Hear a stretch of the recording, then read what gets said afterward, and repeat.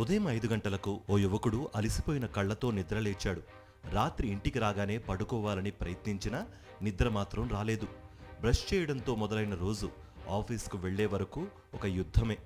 ఓవైపు డబ్బు సంపాదించాల్సిన అవసరం, మరోవైపు కుటుంబాన్ని పోషించాల్సిన బాధ్యతతో కడుపు నిండా తినకుండానే ఆఫీస్కు పరిగెట్టాడు.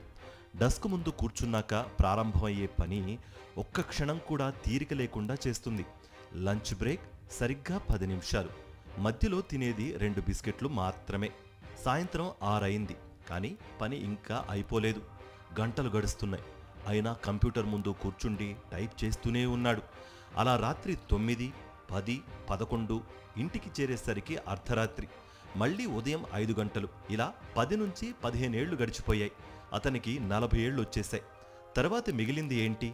డయాబెటీస్, బీపీ, మైగ్రేన్, నరాల బలహీనత, గుండె సంబంధిత వ్యాధులు, ఆర్థరైటిస్, నిద్రలేమి, మానసిక ఒత్తిడి.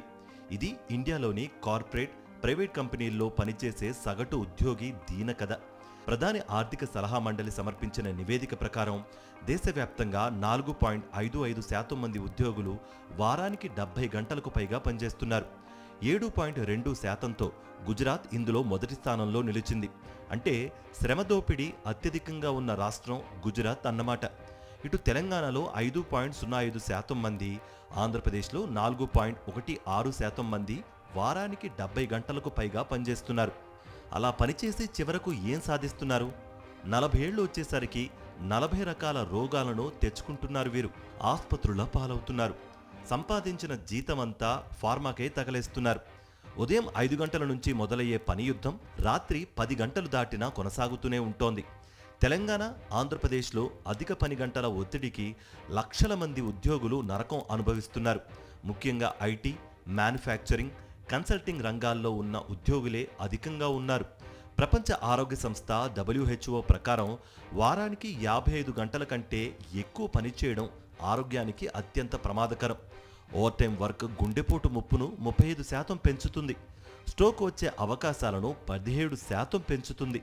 2016లో అధిక పనివేళల కారణంగా తీవ్ర ఒత్తిడికి గురై ప్రపంచవ్యాప్తంగా 7,45,000 మంది మరణించినట్లుగా WHO లెక్కలు చెబుతున్నాయి. అధిక పని ఒత్తిడి కార్టిసాల్ హార్మోన్ స్థాయి పెరిగి డయాబెటీస్కు దారితీస్తుందట. ఒబిసిటీ, నిద్రలేమి లాంటి సమస్యలను సృష్టిస్తుంది. ఇలాంటి ప్రమాదాలను చాలా దేశాలు గుర్తిస్తుంటే ఇండియాలోని కొన్ని కార్పొరేట్ కంపెనీలు ఉద్యోగుల రక్తాన్ని పీల్చి పిప్పి చేస్తున్నాయి. 70 నుంచి 90 గంటలు పనిచేయాలని ఉచిత సలహాలు కూడా ఇస్తున్నారు.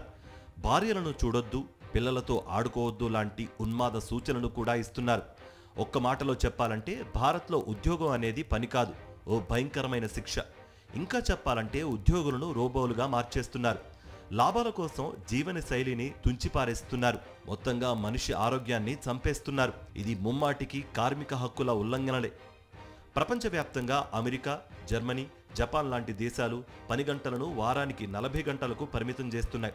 ఇండియాలో మాత్రం పేరుకు వారానికి 48 గంటల పని విధానం, కానీ చేయించుకునే పని మాత్రం 70 నుంచి 80 గంటలు. ఇదంతా ముంబైలోనో ఢిల్లీలోనో జరుగుతున్న ఘోరం కాదు. హైదరాబాద్లో కూడా పరిస్థితి ఇలానే ఉంటోంది. ఉదయం లేచిన దగ్గర నుంచి రాత్రి కలలో కూడా పనిచేస్తున్నట్లుగా, మెయిల్స్ చెక్ చేస్తున్నట్లుగా చాలామంది మానసిక స్థితి మారిపోతోందట. అంతర్జాతీయ కార్మిక సంస్థ ILO ప్రకారం పని గంటలు వారానికి 44 గంటలకు మించకూడదు. అయితే ఈ నిబంధనలను ఇండియాలో అమలు చేస్తున్న కంపెనీలు ఎక్కడ? ఎన్ని సంస్థలు కార్మిక హక్కులను గౌరవిస్తున్నాయి? అసలు గౌరవించాల్సిన అవసరమే లేదని భావిస్తున్న ఈ కార్పొరేట్ యాజమాన్యాలు ఉద్యోగులను అణగదొక్కడం తప్ప ఏమైనా చేశాయా? మనిషిని బతికించాల్సిన ఉద్యోగమే మానవ శరీరాన్ని రోగాలు పాలు చేయడం లేదా? చివరకు చిన్న వయసులోనే వారంతా సవాలుగా మారడం లేదా? ఏమో ప్రభుత్వాలే సమాధానం చెప్పాలి. ఎందుకంటే the governments and corporates are two sides of the same coin. As one exploits, other justifies and the worker is crushed in between. మరి మీరేమంటారు? మీ అభిప్రాయాన్ని కమెంట్స్ రూపంలో తెలియజేయండి.